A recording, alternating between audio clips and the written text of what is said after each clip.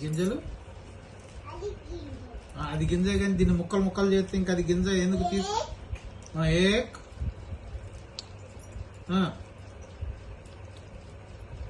సోదమ్మా ఇన్న మాట నువ్వే గింజలు తీస్తే పర్వాలేదు కానీ పప్పులు అట్ట పప్పు చేస్తే అది పనికిరాదు ఇక వింటున్నావన్న మాట ఏం చెప్పాను నేను ఏక్ దో तीन चार पाँच 6 7